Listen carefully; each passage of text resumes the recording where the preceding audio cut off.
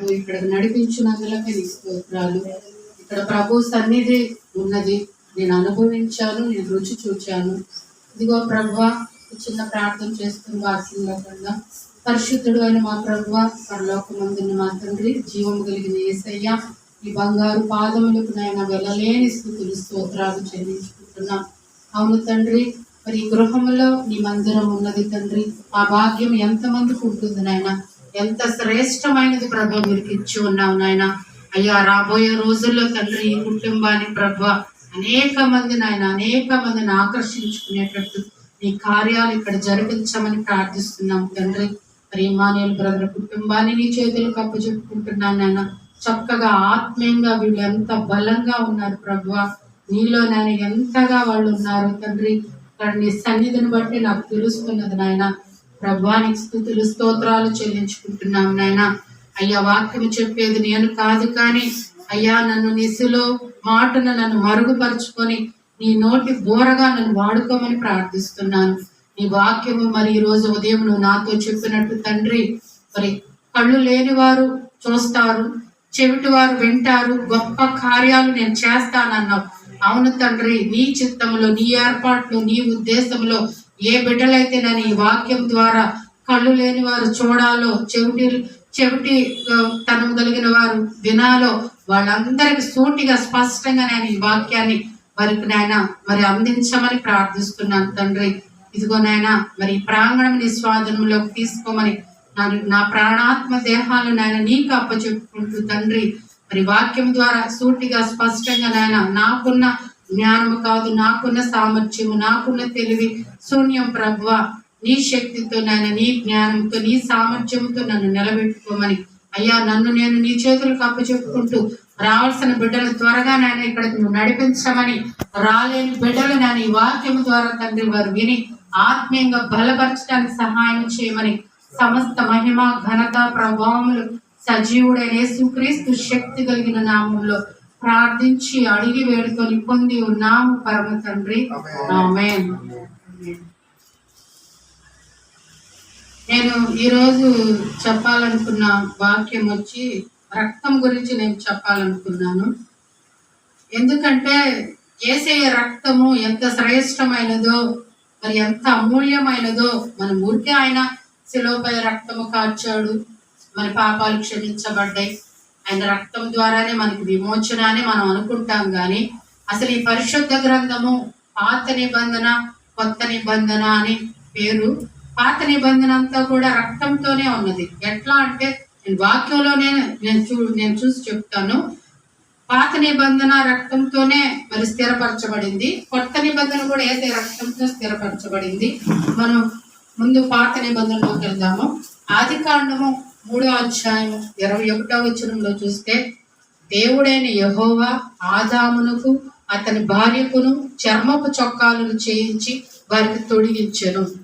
అంటే చర్మపు చొక్కాలంటే అక్కడ రక్తం చిందించబడింది, ఒక ప్రాణి అక్కడ బలి అయినది.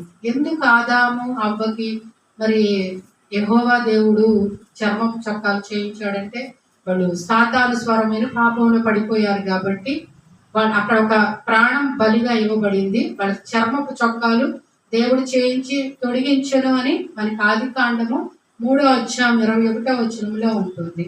అలాగే మరి ఆదికాండము 4వ అధ్యాయం 4వ వచనంలో హేబేలు కూడా తన మందలో తొలిచూలు పుట్టిన వాటిలో కొవ్విన వాటిని కొని తెచ్చాను అని ఉంది వాక్యం అక్కడ. మరి అక్కడ చూస్తే మనము కయ్యూను హేబేలు ఇద్దరు దేవుడి సన్నిధికి అర్పణ తెచ్చారు.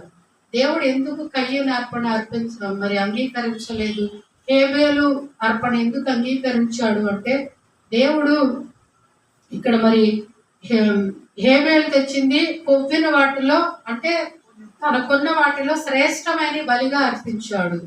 కాబట్టి హేబేలు అక్కడ అంగీకరించబడింది. అక్కడ కూడా మరి గొర్రెల్లో మరి మేకల్లో మరి హేబేలు దేవుడికి అర్పించాడు. ఇక్కడ కూడా రక్తం చిందించబడింది. మరి అలాగే మరి నోవాహు కూడా యెహోవాకి బలిపీఠం కట్టినప్పుడు మరి అక్కడ ఆదికాండం 8వ అధ్యాయం 20వ వచనంలో పవిత్ర పశువులన్నిటిలోను పక్షుల్లోను కొన్ని తీసుకొని దహన బలి అర్పించెను. అప్పుడు యెహోవా ఇంపైన సువాసన ఆగ్రహించెను అని అక్కడ అన్నాడు దేవుడు. మనకి అబ్రహామును చూసుకున్నా కూడా మనకి 12వ అధ్యాయంలో అబ్రహాము మరి అబ్రహాము స్టార్టింగ్ అన్నమాట మనకి అక్కడ మొదలైంది. అబ్రహాం ఎక్కడికి పోయినా కూడా బలిపీఠం కట్టాడు. బలిపీఠం కట్టాడు అంటే అక్కడ బలులు అర్పించాడనే కదా.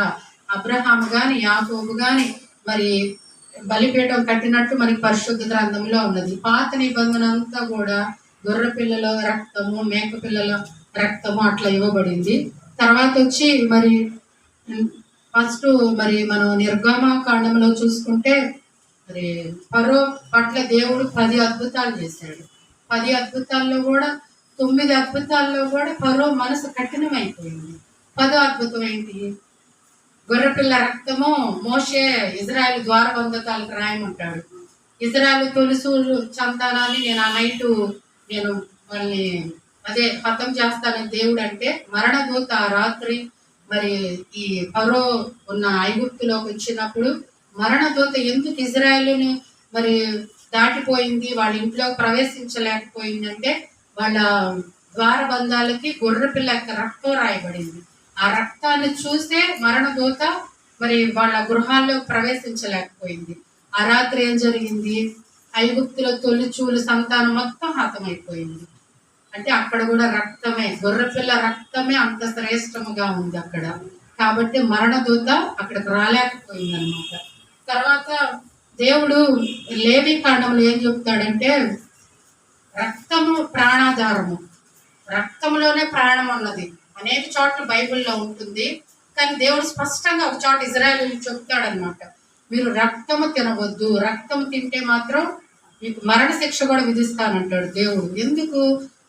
సమస్త శరీరాలకు కూడా రక్తంలోనే ప్రాణం ఉన్నది కాబట్టి, అంటే మనుషులమైన మనకే కాదు ప్రతి జీవికి కూడా రక్తం మాత్రం తినొద్దని దేవుడు చెప్తాడు. ఇక్కడ ఏం చెప్తాడు? లేవి కాండంలో 17వ అధ్యాయం 10వ వచనంలో, ఒకడు దేని రక్తము తినినను రక్తము తినువానికి నేను విముఖుడనై జనులలో నుండి వాడిని కొట్టివేయుదును. రక్తము దేహమునకు ప్రాణాధారము, దాన్ని తినువాడు మరణ శిక్ష నొందునని నేను ఇజ్రాయెల్కి ఆజ్ఞాపించితిని అని లేవి కాండంలో దేవుడు ఇక్కడ రాశాడు అనమాట. కాబట్టి మరి రక్తమే మనకి ప్రాణాధారం కాబట్టి రక్తం తినవద్దని చెప్పాడు దేవుడు. ఒకసారి మనకి సమూయేలు 1 గ్రంథం 14:32లో చూసుకుంటే, సౌలు రాజు అయిన తర్వాత ఎక్కడ బలిపీఠం కట్టినట్టు మనకి ఎక్కడ కనపడదు. కానీ ఒక చోట బలిపీఠం కడతాడు. ఎక్కడ కడతాడంటే 1 సమూయేలు 14:32 వచనంలో ఉంటుంది. జనులు దోపుడు మీద ఎగబడి గొర్రెలను ఎడ్లను మరి పెయ్యలను వధించి జనులు రక్తముతోనే తిని యెహోవా దృష్టికి పాపము చేయుచున్నారని కొందరు సౌలుకు తెలియచేయగా, మీరు విశ్వాసఘాతుకులైతురి అని రక్తముతో మాంసం తిని యెహోవా దృష్టికి పాపం చేయకుడని వారితో చెప్పుడని కొందరని పంపెను. కాబట్టి జనులందరూ తమ తమ యుద్ధులను తీసుకొని వచ్చి అక్కడ వధించను. మరియు సౌలు యెహోవాకి బలిపీఠము కట్టినట్టు ఇక్కడే ఉంటుంది పరిశుద్ధ గ్రంథంలో. సౌలు ఇజ్రాయెల్ మొదటి రాజు అని మనకు తెలుసు. 40 సంవత్సరాలు పరిపాలించాడు ఇజ్రాయెలీని. ఇక్కడ దేవుడికి భయపడి ప్రజలు రక్తం తిన్నారని భయపడి ఇక్కడ బలిపీఠం కట్టినట్లు మనకి ఇక్కడ ఉంటుంది. తర్వాత వచ్చి మనకి లేవి కాండంలోనే మోషే అంటాడు కదా, 1వ అధ్యాయం 4వ వచనంలో దేవుడు ఇక్కడ లేవి కాండంలో ఇజ్రాయేల్ ప్రజలు, మనకి లేవి కాండం మొత్తం చూస్తే ఎలా ఉంటుంది?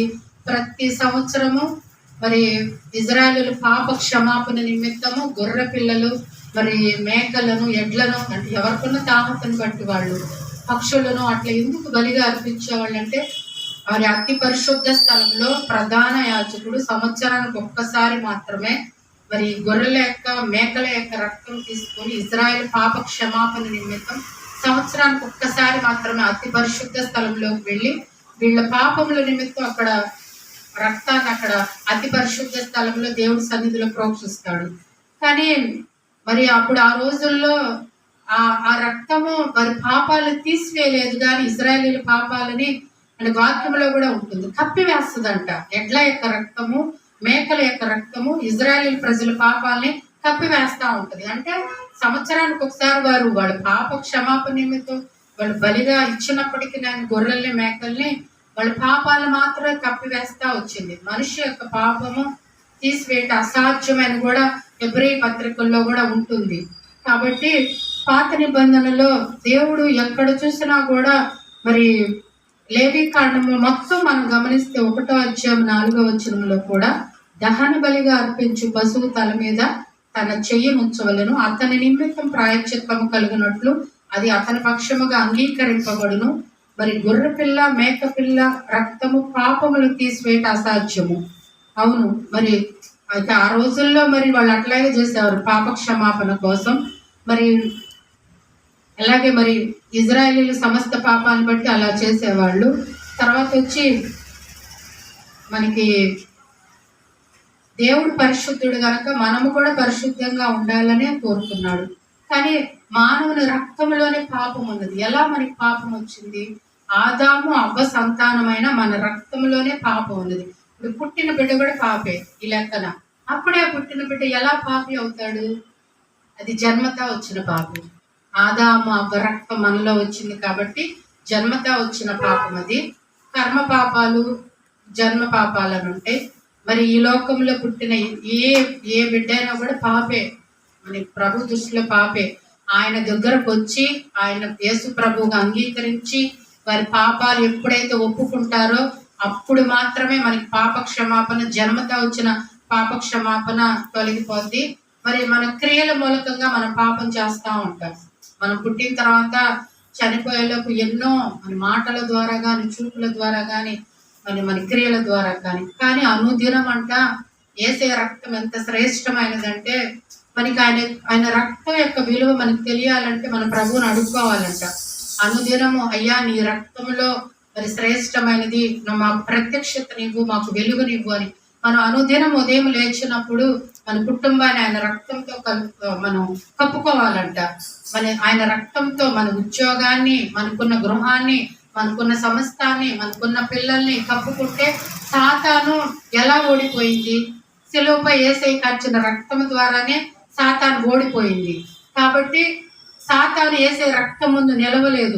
మనం ఎప్పుడైతే అనుదినము ఆయన రక్తంతో ఉదయం లేచినప్పుడు అయ్యా ఈ దినమంతా ఇదిగో మా గృహాన్ని, మాకు సంబంధించిన సమస్తాన్ని, మా వస్తు వాహనాలు, మా పొలాలు స్థలాలు, మా ఇళ్ళు, మా పిల్లల్ని, మా ఉద్యోగాన్ని, మా వ్యాపారాన్ని, మా వాహనాన్ని అంతా నీ రక్తంతో కప్పుకుంటున్నామని మనం అనుదినం ఉదయం ఆయన రక్తంతో కప్పుకుంటే సాతాను ముట్టలేదంట. అంత శ్రేష్టమైనదంట యేసయ్య రక్తము. మనం అనుకుంటాము అదొక లిక్విడ్ లాగా, కానీ ఆత్మలో అది మన కంటికి ఏం కనపడదు. పరలోకమని మన కంటికి కనపడదు. ఎప్పుడైతే మనం నమ్మి విశ్వసిస్తామో, మనం కప్పుకుంటామో ఆయన రక్తం మన కప్పివేస్తుందంట. మనం ఈ లోకంలో అన్ని జనుల మధ్యకు పోతూ ఉంటాము, బయట తిరుగుతూ ఉంటాము, ఏదో మాటలు అంటూ ఉంటాము. అలాంటప్పుడు మనం ఇంటికి రాగానే ప్రభువా పడుకునేటప్పుడు కూడా అయ్యా నా ప్రాణాత్మ దేహాన్ని ఇదిగో నీ రక్తంతో నేను పరిశుద్ధపరచుకుంటున్నాను అంటే అప్పుడు సాతాను మనని శోధించలేదంట. అంటే ఆయన రక్తంలో అంత శక్తి ఉన్నది కాబట్టి అది మనం శోధించలేదు. కాబట్టి ఉదయం ఆయన రక్తంతో మనం కప్పుకోవాలా. సాయంత్రం మనం పడుకునే ముందు అయ్యా ఈరోజు నా మాటల ద్వారా, నా చూపు ద్వారా, నా తలంపుల ద్వారా, నా క్రియల ద్వారా నేను ఏదైనా తప్పు చేస్తే అయ్యా ఇదిగో నీ రక్తంతో నేను పరిశుద్ధపరచుకుంటున్నానని పరిశుద్ధపరచుకొని పడుకుంటే అప్పుడు దురాత్మలు కానీ సాతానికి కానీ మన మీద అధికారమే ఉండదు.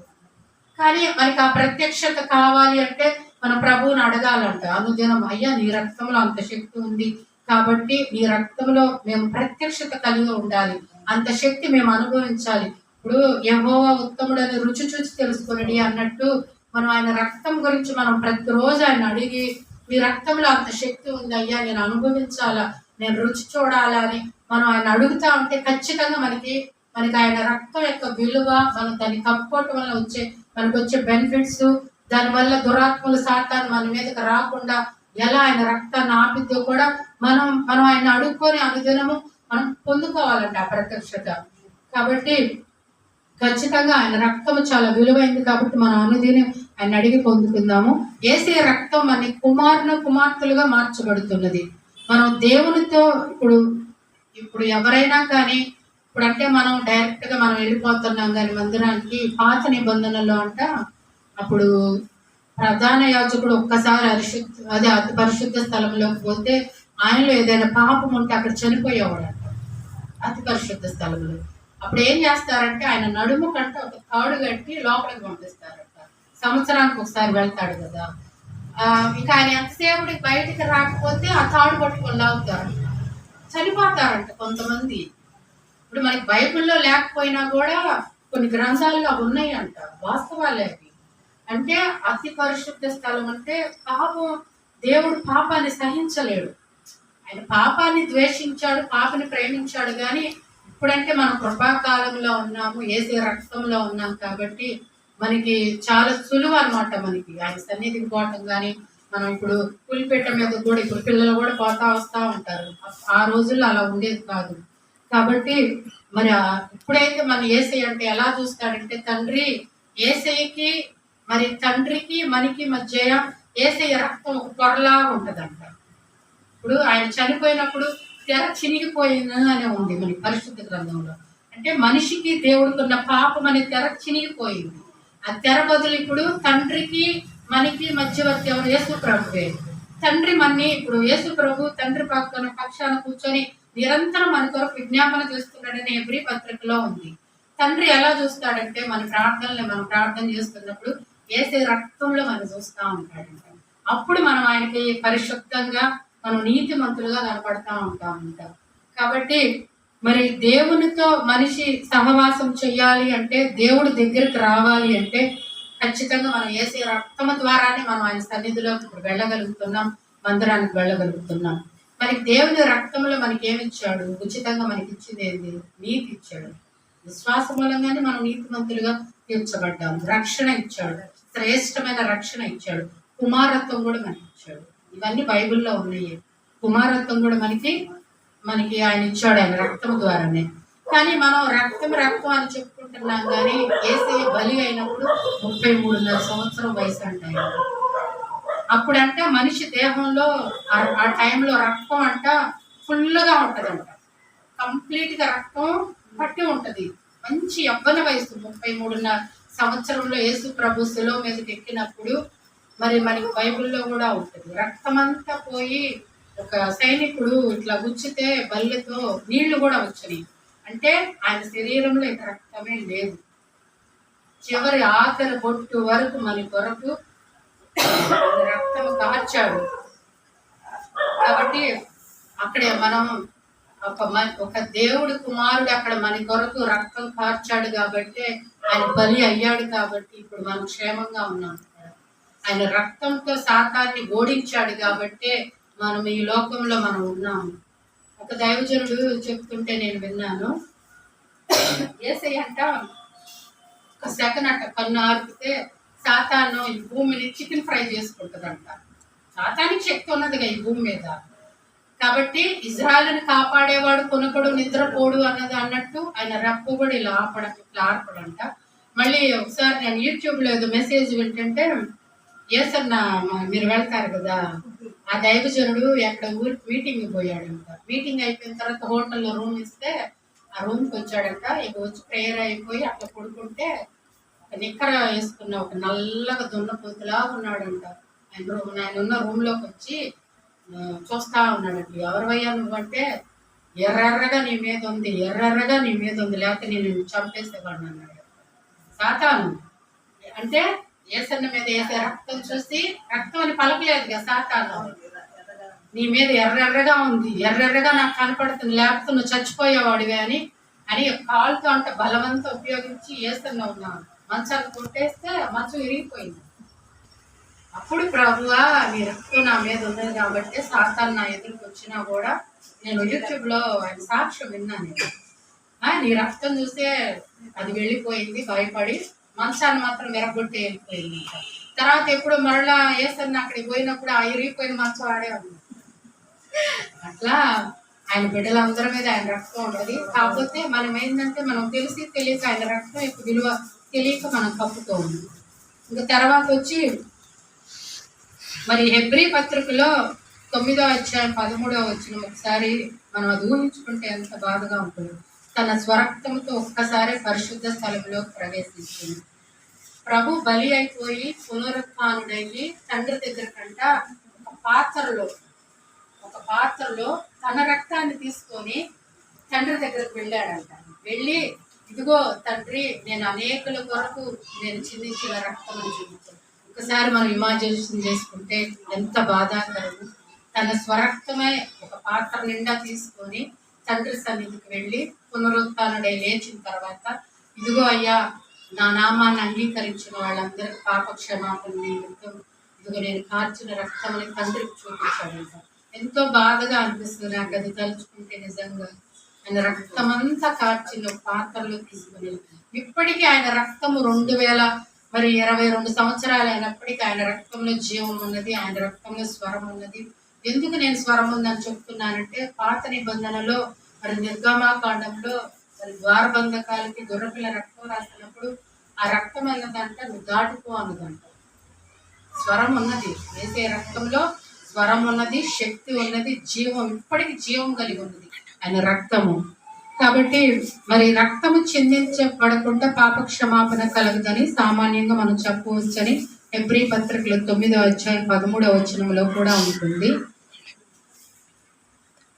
తర్వాత మనకి తెలుసు 4 సువార్త పత్రికల్లో కూడా మనం బల్ల తీసుకునేటప్పుడు ఆయన రక్తాన్ని జ్ఞాపకం చేసుకుంటాం. ప్రభు కూడా అంటాడు కదా, ఇది మీ కొరకు చిందించబడిన క్రొత్త నిబంధన నా రక్తము తీసుకోండి, అదే రొట్టె ద్రాక్ష రసం. మరి సువార్త పత్రికల్లో మనం చదువుతాం, మనం ప్రతి వారం తీసుకునేటప్పుడు అది మనకి తెలిసిందే. అలాగే మరి కొన్ని నేను క్రొత్త నిబంధనలో నేను కొన్ని పాయింట్లు కూడా రాసుకున్నాను, అది కూడా నేను చదివి చెప్తాను.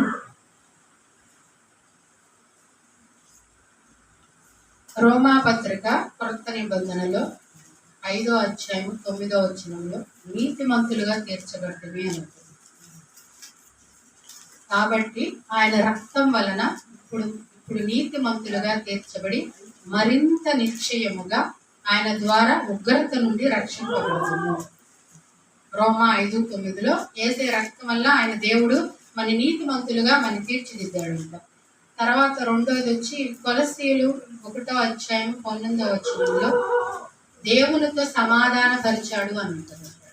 కొలస్సీ పత్రికలు 1వ అధ్యాయం 19వ వచనంలో ఆయన శిలువ రక్తము చేత సంధి చేసి ఆయన ద్వారా సమస్తమును, అది భూలోకమందైనను పరలోకమందున్నవైనను వాటన్నిటిని ఆయన ద్వారా తనతో సమాధాన పరుచుకోవలనని తండ్రి అభిష్టమాయను.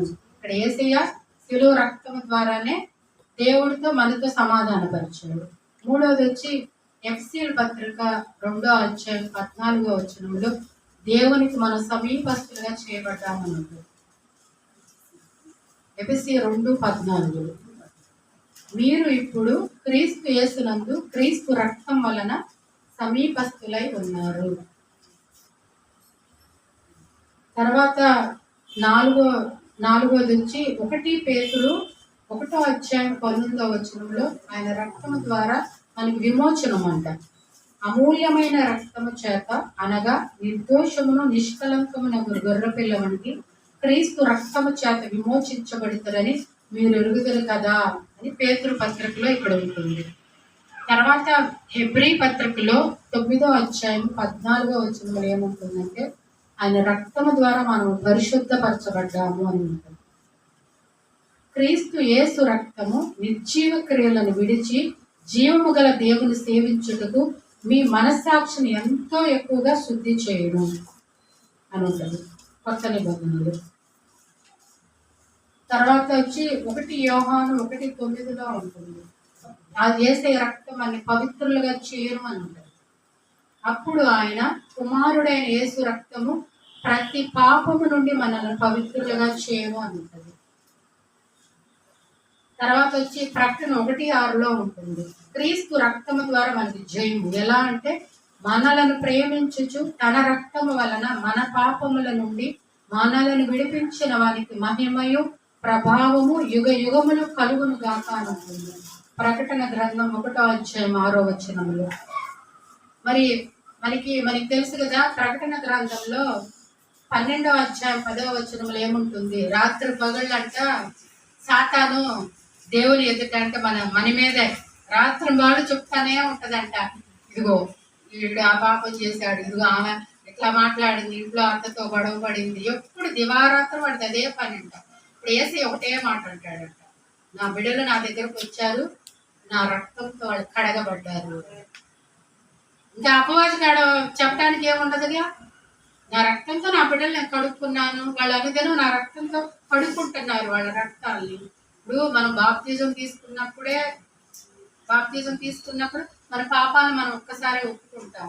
కానీ మనం ఈ లోకంలో జీవిస్తున్నప్పుడు అన్నో దినము మనం అడగాల్సిందే, అయ్యా నా ప్రాణాత్మ దేహాలు నీ రక్తంతో నేను పరిశుద్ధపరుచుకుంటున్నాను, నా ప్రాణాత్మ దేహాలు నీ రక్తంతో పరిశుద్ధపరుచుకుంటున్నానంటే అప్పుడు ఆ దురాత్మలు మన శరీరాన్ని అటాక్ చేయడానికి వచ్చినప్పుడు ఆయన రక్తం చూసి వెనక్కి వెళ్ళిపోతుంది.